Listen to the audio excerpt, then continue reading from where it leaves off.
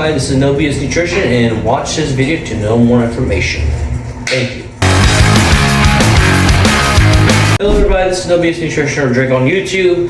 If you like episodes like this of the podcast series, please check out my other podcast. We talk about fitness content and stuff that helps you lose body fat or build muscle. I'm also a certified personal trainer and I work with Destinyfitness. So if you need any personal training, call Destinyfitness phone number or email me at drakeaguilar2021@gmail.com. If you want to keep watching the video, stay tuned. So we're going to talk about staying in shape and why is it easier than going into shape. So the first topic is muscle memory. What is muscle memory? So muscle memory is pretty much past experiences that your body had beforehand. So let's say you lift weights, right, during high school, but you took a break until you're 30. When you work out in the gym, you will have better ways to build more muscle quicker for someone who just started because you had those prior experiences. Let's say you used to bench 315, 225 in high school, but you took that break off. Now you're back in the gym, and that beginner year, that new begins, we call it in the fitness world, you will grow way more compared to someone who just started with their new beginnings, who never had training experiences before. So it's a very powerful way to help you. Another way muscle memory can help is if you have an injury or you just got off the gym because of life factors. If you go back to training, you will build that muscle. So it doesn't have to be necessarily you have to be a beginner. Let's say you're more advanced, you have an injury, you took about 6 months off the gym completely. Now you go back, you will build more muscle later on because you have that muscle memory beforehand. So this can work with all sizes and individuals. Of course, if it's a complete beginner who never lifted weights in his life, he won't grow as fast compared to that person who've been trained prior before. So muscle memory is a great way to build back muscle. It's something that you would have if you took a break or something like that. So that's a good thing. To our next topic, keeping muscle longer, but it takes more time. Unfortunately, building more muscle mass will take more time compare someone who's just eating calories, overeating a crazy surplus. It's going to take way more time than losing body fat. Body fat you can lose in 3 months, 1 month, a lot of body fat compared to building muscle. Muscle is a very expensive tissue and it's very hard, lean muscle especially. So keeping muscle longer is very easy. Actually, many studies show it takes about 1 to 2 days of full body training just to keep the muscle mass you already have. And if you get injured, it takes about at least 3 to 4 weeks just to lose a little bit of muscle mass without training. So it's a really good way to keep the muscle, and that's really beneficial if, let's say, you have an injury or some sort like that, you can't train as often, you won't lose as much muscle compared to someone who has no training experience at all or doesn't train at all. You'll lose as much muscle that you think you would. Cardio, actually, you adapt and build cardio endurance. You adapt to cardio. You will get cardio faster, but you will adapt the same amount of calorie burn. So let's say you run every time for about 30 minutes. You will adapt to that eventually. Don't get me wrong, you will get faster results, but you will adapt to that. But building muscle mass, that's our next topic. You will burn more calories just being sedentary and become healthy overall. So it's a very long-term investment that you need to focus on focusing on cardio. That's just a little side piece I want to say. So building muscle, it will help you stay in shape. It will help you with mentally, it will help you with physically, it will help you in general compared to doing added cardio to try to burn extra calories. And this is our next topic, eating more calories.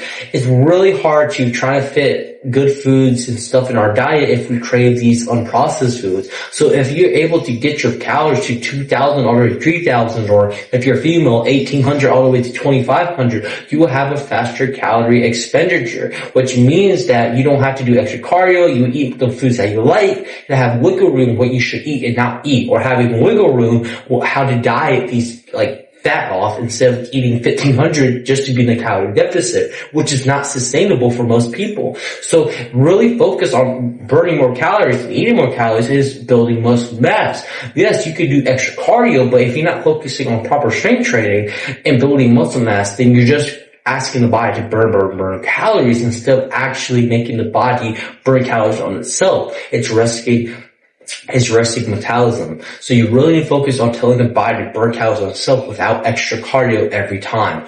Because some days, let's be honest, we're not as active on our days. So if you have a sedentary lifestyle, building muscle mass is the way to go to burn more calories and eat more food, especially it's going to help you in the long term if you're busy. So that is really, you really have to keep that in mind in this world, because we don't have a skinny problem. We have an obese problem, and burning more calories and eating more calories is the way to go, in a healthy way, of course. Next topic is going through the journey and learning new things. So staying in shape helps you mentally as well. You go through the journey, you learn the ups and downs about fitness and how it affects you. You might have an eating disorder, you might have all these bad things, but then you learn what works and what doesn't work. And this really helps overall. When I was 144, I did have the eating disorder, I did have these multiple things, but I know now for the company, I'm going to lose this body fat. I know what to do. So I did learn. It was a negative period of my life, but it does help me to be on progress and stay on track so I can motivate other people. So it's really something you should look at instead of just focusing, okay, I need to build muscle, I need to burn calories, I need to do all this. Look at the mental benefits. Look at what you learn. Look at what you can look back on. That's going to really help you compare to the things that you think is hard, but it's actually easy because you did something that's harder in comparison, if that makes sense. So you really focus on those things. Those small adjustments mentally will help you really exponentially make the most progress overall. Because keep in mind, is a thing that you make a decision in 5 seconds. In that 5 seconds, if you did not make the decision good or bad, then you won't really make a decision. So in that 5 seconds, in that moment, when you have like a brick wall, and if I want to eat this processed food or do I want to eat this processed food, you can compare something beforehand and your fitness journey, like what happened, what you did in that point of time. And that is probably going to give you easier and give you confidence of resisting that processed food in your fitness journey. So something to look at. That's really it for today's video. This podcast is very short. It's not a long podcast at all. Like I said, guys, I'm a personal trainer at Destinyfitness in Macon. You can hit me up on the email, drakeaguilar2021@gmail.com, or the company. You call them and I'll be there. Guys, thank you for everything. Comment below. Ask for fitness tips. I hope everyone has happy holidays. Excuse me. Make sure you eat the protein before all those carbohydrates. Watch my other videos about that, and goodbye.